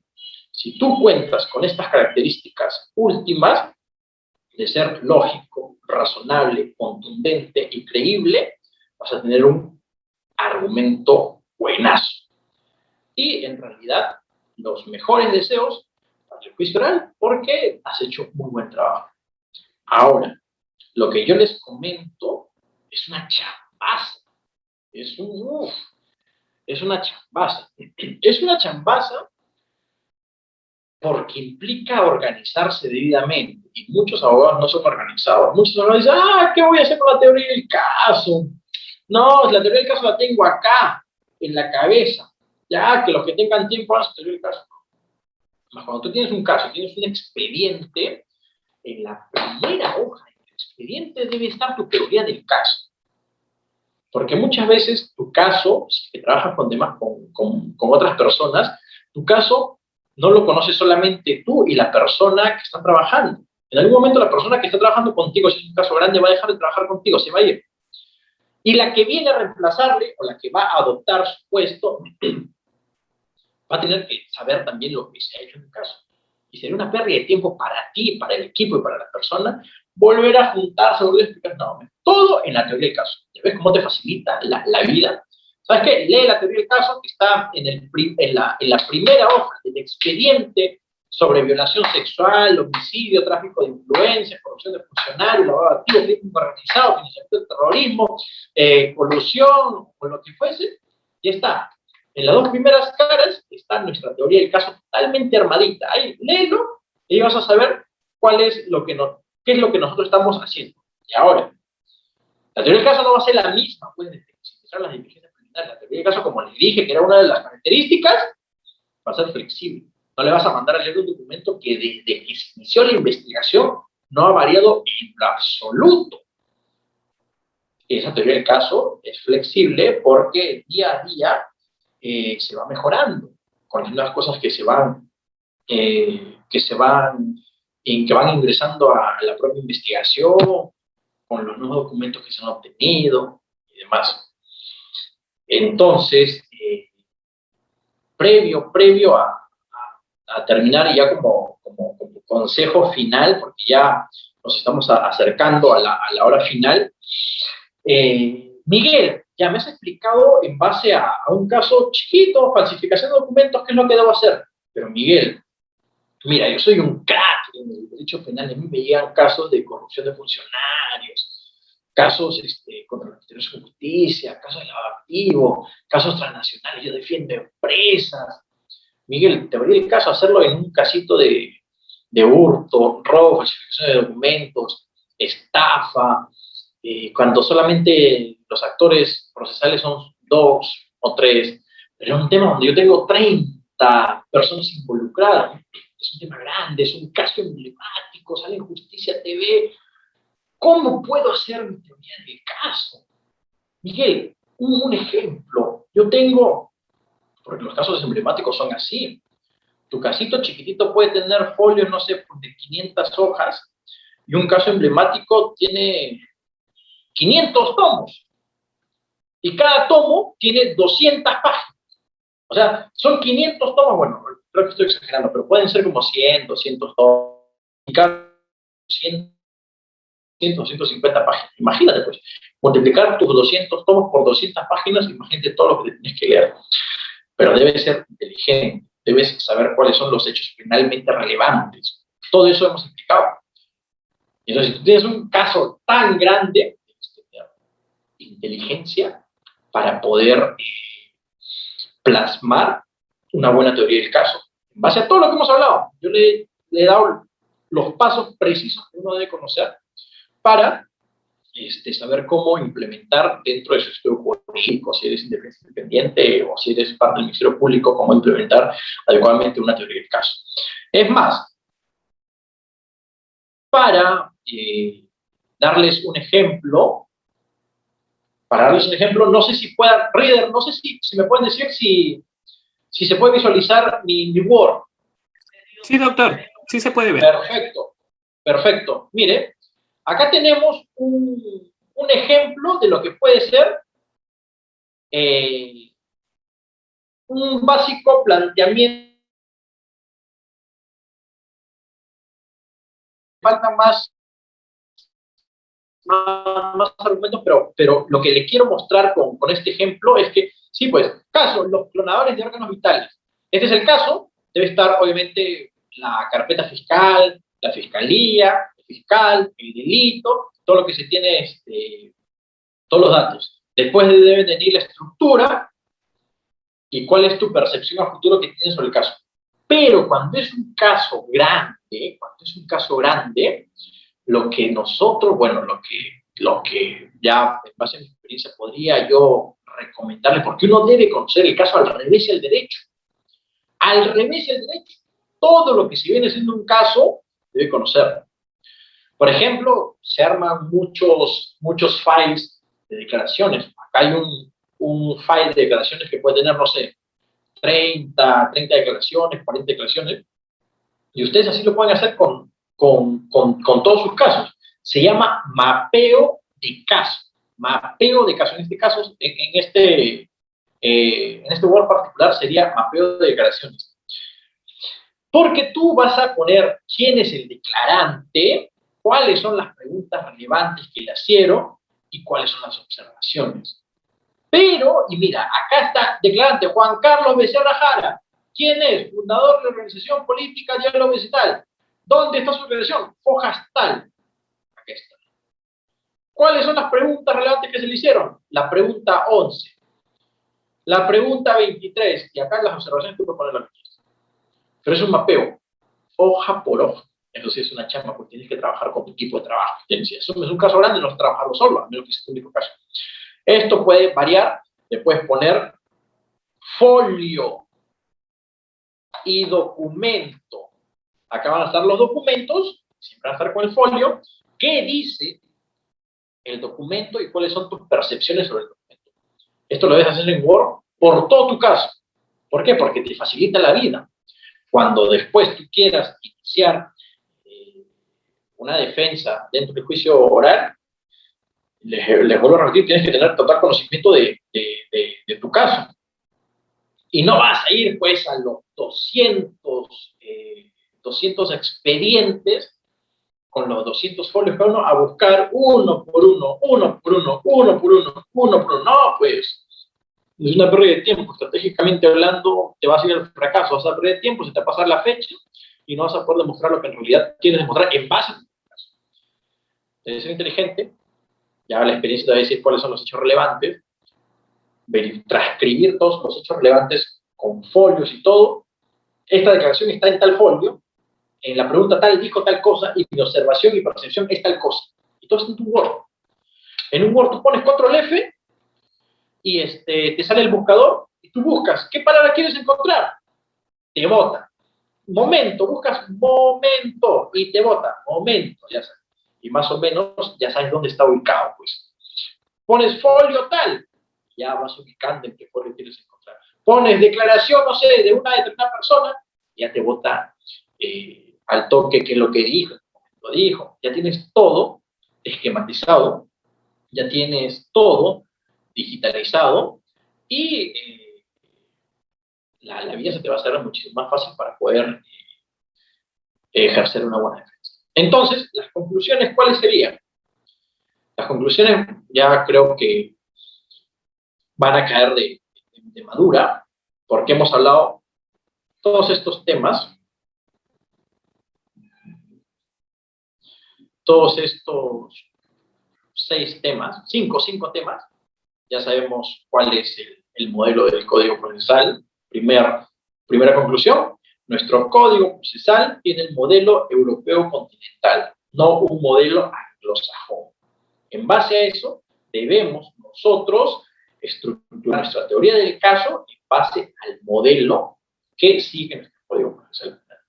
Segunda conclusión, ya sabemos cuáles son los libros que debemos leer si queremos aumentar nuestros conocimientos en teoría del caso y la teoría de litigación oral, conjuntamente con la argumentación.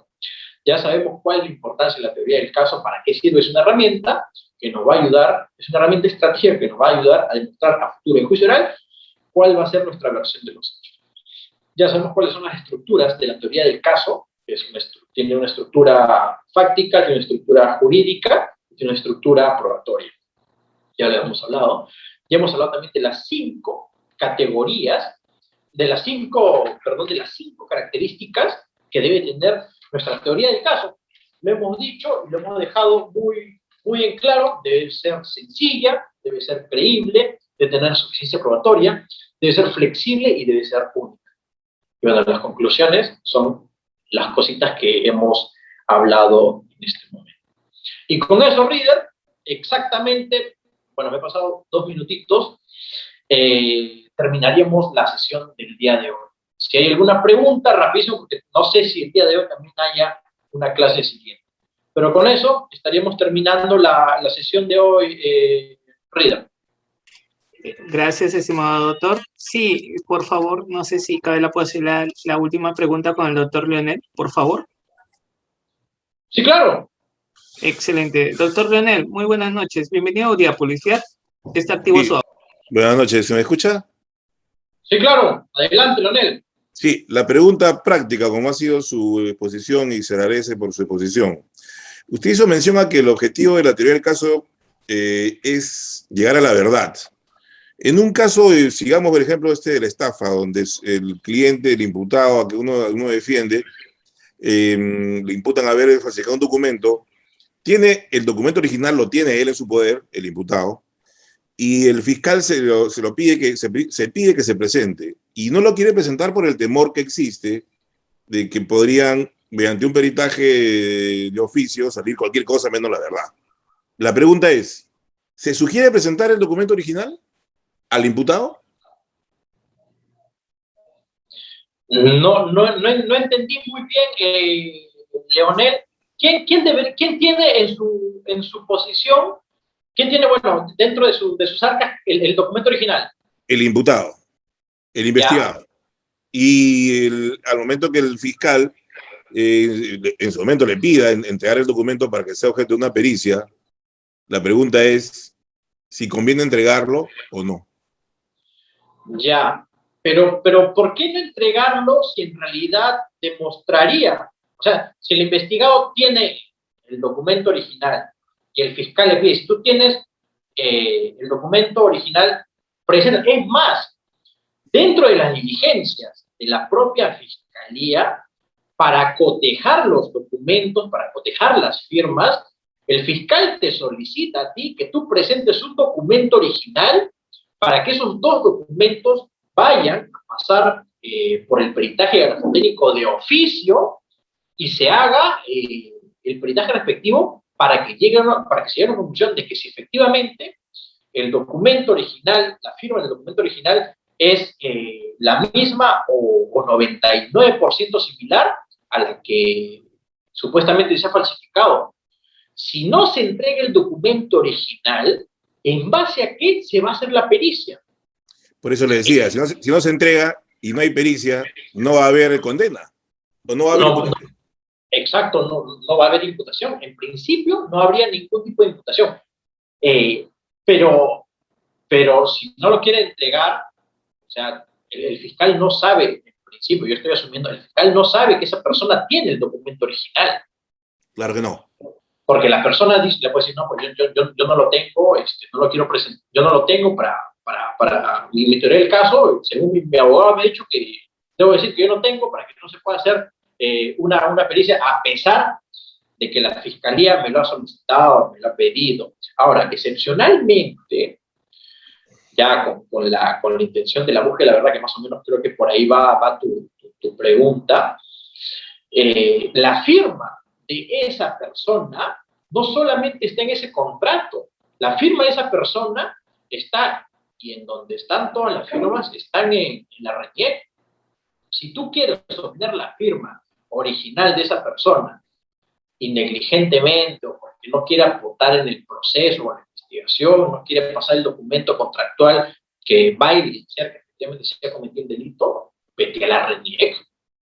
Vete a la RENIEC, solicita, eso lo puede hacer un perito de parte. Si tú quieres continuar adelante con la investigación, contrata a tu perito de parte se va a la RENIEC, obtiene su firma de la RENIEC, que se entiende que es la firma original, porque obviamente cuando tú vas a sacar tu documento de identidad, tienes que firmar y tienes que poner tu huella dactilar. Y el perito tiene acceso, porque obviamente por su trabajo tiene acceso a esa documentación pública donde está tu firma y donde está tu huella dactilar, y en base a eso hace la pericia. En base a eso puede hacer tranquilamente la pericia porque es un documento que en principio la huella dactilar es original y la firma también es original.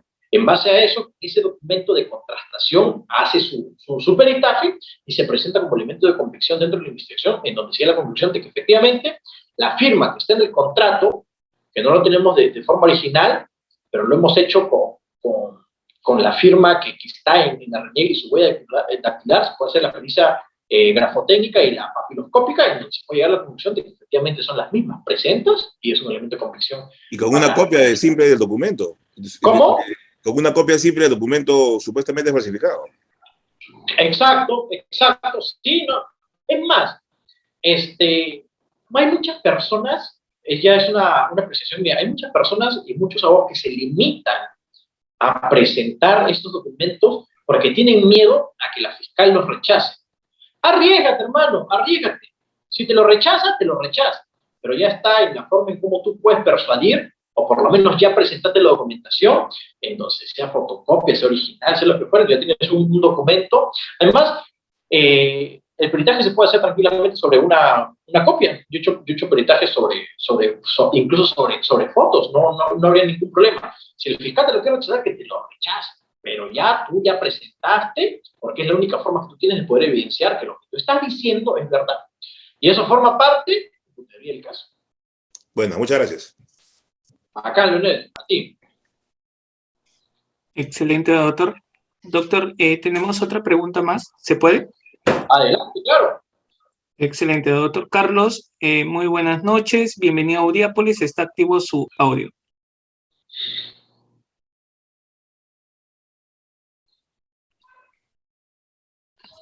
¿Qué tal, doctor? Buenas noches. Gracias por su brillante exposición. La pregunta es, en el caso del actor civil, fundamentalmente el actor civil va a seguir las mismas características porque los hechos son inmutables y la relación, por lo que va a buscar es la probanza de la reparación civil.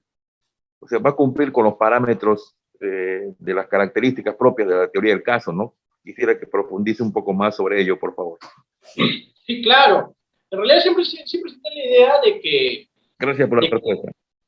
Siempre se tiene la idea de que el actor civil solamente es un sujeto procesal que, que, que podría solamente limitarse a la reparación civil. O sea, te están investigando a ti, quien es el titular de la acción penal es el Ministerio Público, pero yo como actor civil solamente estoy acá porque quiero el dinero, porque quiero la plata o porque quiero la reparación.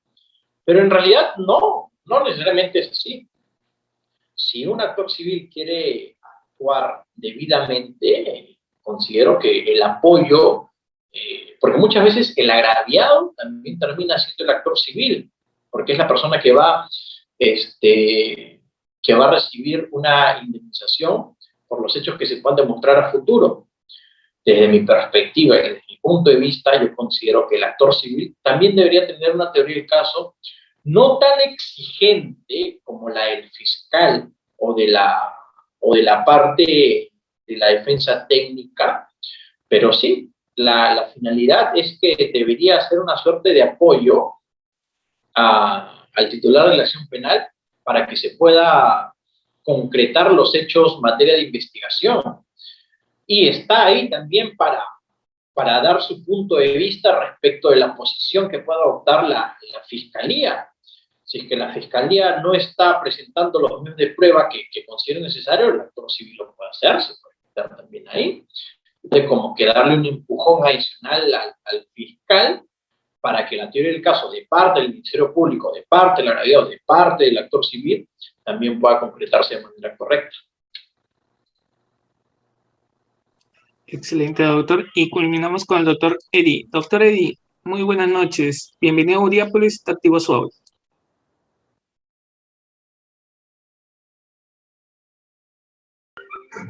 Gracias, doctor. Primeramente, felicitarlo al doctor Luyo por una exposición muy educativa. Quisiera, por favor, que pudiera orientarme en esta parte. Hemos hablado hoy día sobre la teoría del caso. ¿Qué diferencia le encuentra a la teoría del delito con la teoría del caso? Eso sería, doctor. Ya. Sí, en algún momento lo expliqué, que en realidad la teoría del delito es...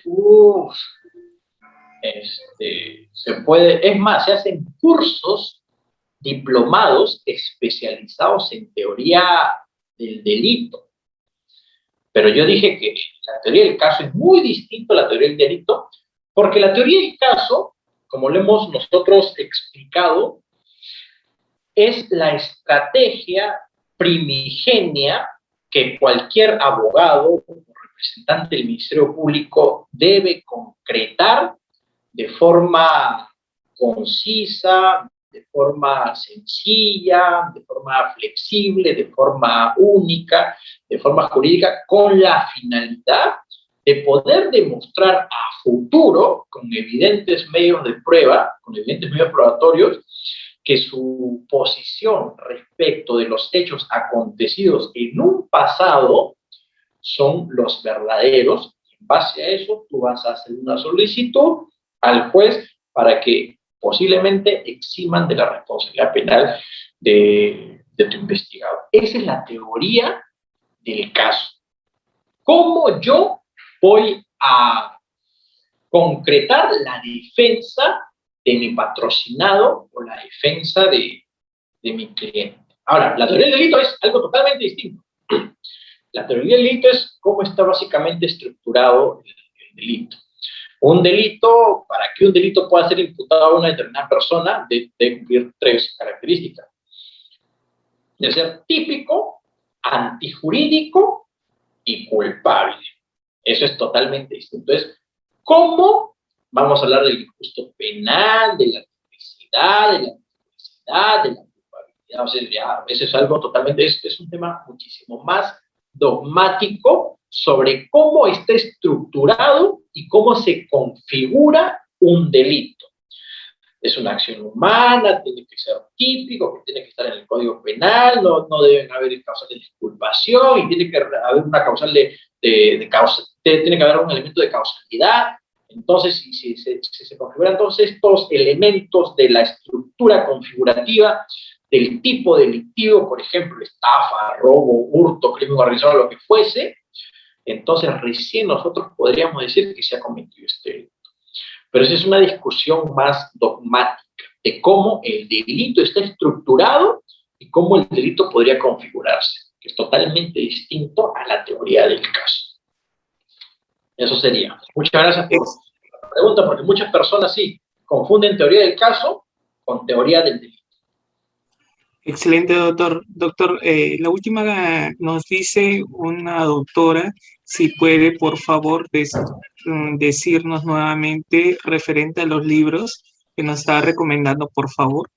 Perfecto, muchísimas gracias. Miren, no son libros antiquísimos, son libros del 2021. Muchas veces sí, muchas veces algunas personas tienen la intención de conocer un poco más sobre los temas, pero se van a internet y ponen litigación oral y les salen libros hasta por montón. Artículos también hasta por montón, pero no, yo les recomiendo esto, que yo los he leído todos y son muy ilustrativos, muy bien redactados, muy bien argumentados y te sirven de verdad para seguir profundizando en estos temas.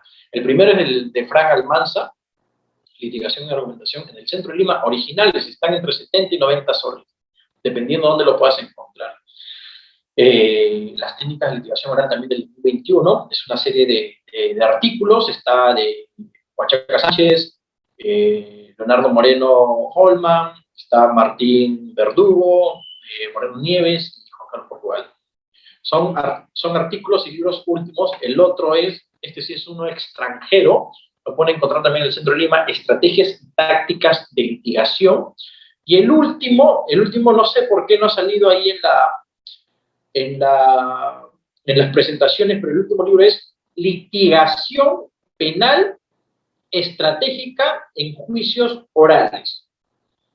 Es un libro también internacional de la editorial Tira u Blanche.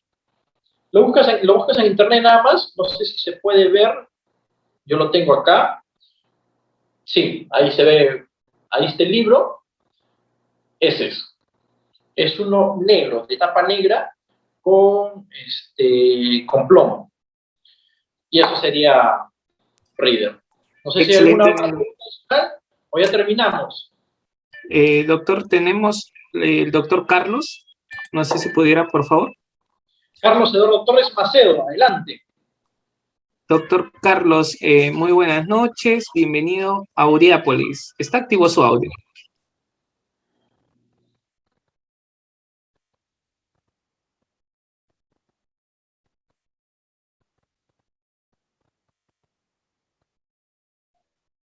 Creo que sí. A ver, doctor Carlos. Hola. Eduardo, ¿cómo está? Buenas noches, doctor. Gracias. Buenas noches, gracias por el pase y felicitar al doctor por su exposición. Doctor, en el caso de la Fiscalía que presenta en su momento tipificaciones alternativas con su teoría del caso, ¿eso vulneraría el tema de la igualdad de armas en relación a la defensa técnica por la parte investigada? ¿Qué comentario merece al respecto? No sé si puedes responderme, por favor. ¿No puedes nuevamente señalar la pregunta?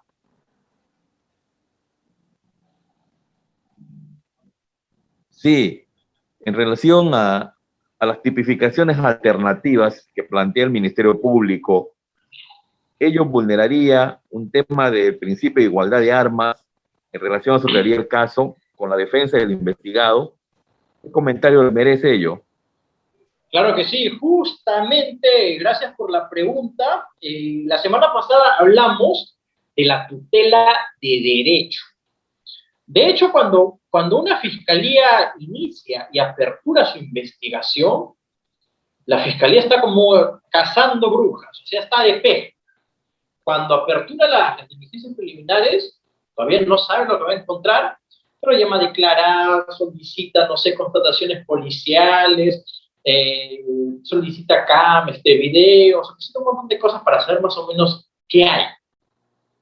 Hasta el momento, cuando apertura la investigación, es totalmente evidente que no va a tener conocimiento de cuáles son los hechos en concreto que se están imputando. Esto va a ir variando. Cuando ya se formaliza la investigación, ya por lo menos debe tener claro, bastante de la acusación, debe tener obviamente ya identificado, es más, tú revisas tu código penal y puedes verificar cuáles son los elementos que la fiscalía necesita tener para formalizar una investigación. No es que pueda tener, no es que tú te puedas ser pasible de imputación de robo, de estafa y de tráfico ilícito de drogas. Y tú no sabes de qué defenderte porque solamente te explican la comisión de los tipos delictivos, pero ni siquiera te dicen cuáles son los hechos que en realidad tú has cometido para que tú puedas defenderte. Y eso es justamente lo que hablamos, una tutela de derechos. La clase pasada, la primera clase, fue en donde nosotros hablamos cuáles son los presupuestos para que una persona pueda interponer una tutela de derechos. Y si efectivamente tú no sabes qué es lo que el fiscal te está imputando, solicítale primero oye, dime de una vez qué delito me vas a imputar para yo poder defenderme. Si tú me vas a imputar cualquier tipo de delito y no me das ni siquiera los fundamentos de hecho y derecho, ¿yo cómo me voy a defender? Una tutela de derechos. Si tú no me especificas bien lo que me estás imputando, yo me voy frente al juez a pedir una tutela de derecho para que tú me hagas una imputación concreta, concisa, determinada, sobre lo que en realidad me vas a imputar. De lo contrario, evidentemente se vulnera la igualdad de armas, porque tú no sabes de qué defenderte. Y eso es lo que también lo conversamos en esta clase, que nosotros no siempre debemos asumir que todo lo que dice la fiscalía es verdad. Para eso hay un montón de causales normativas que nosotros podemos como que gatillar para que el fiscal respete debidamente cuáles son las partes del proceso. Y evidentemente nosotros no nos vemos vulnerados con este tipo de actitudes de parte del titular de la acción penal. Eso sería. Excelente, doctor. Doctor Wilder, muy buenas noches. ¿Está activo su audio? Buenas noches. Una consulta, doctor. El caso que está explicando usted, en el transcurso del caso se presenta un testigo clave a favor del que lo denuncia.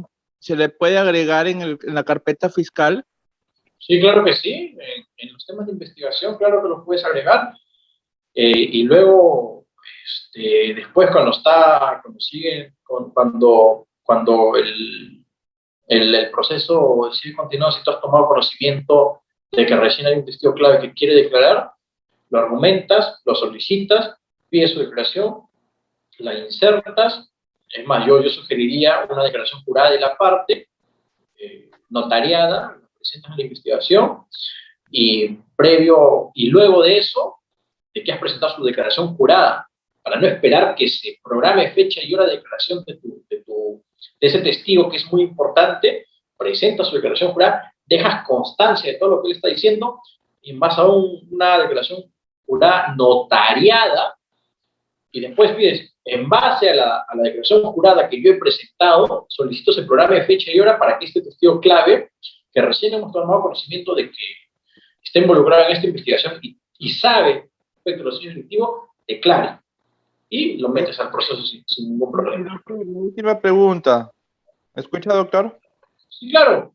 Ya, la última pregunta. Si en el caso que ese testigo clave salga a última hora y la fiscal o el juez diga no se puede agregar en ese caso porque ya está iniciado, ya está No. no te lo pueden negar. Si es que evidentemente ha salido a última hora y tú tomas conocimiento de que el testigo recién ha aparecido, tienes tú que solicitarlo. Si está dentro de la investigación, claro, y si el fiscal no te hace caso, te vas a una tutela de derechos y le pides al fiscal, le pides al juez que te acceda a ese testigo, porque evidentemente va a demostrar que el delito que se está investigando en realidad no se ha podido concretar. Pero como te digo, para no esperar que el testigo declare de manera presencial o virtual, redacta una declaración jurada donde el testigo está declarando bajo juramento lo que sabe respecto de los hechos investigados y presenta esa declaración jurada. Luego de eso, en vista a la declaración jurada que se ha presentado, solicitas que lo llamen a declarar. Ya, doctor, gracias. Disculpa la pregunta. No te preocupes. Perfecto.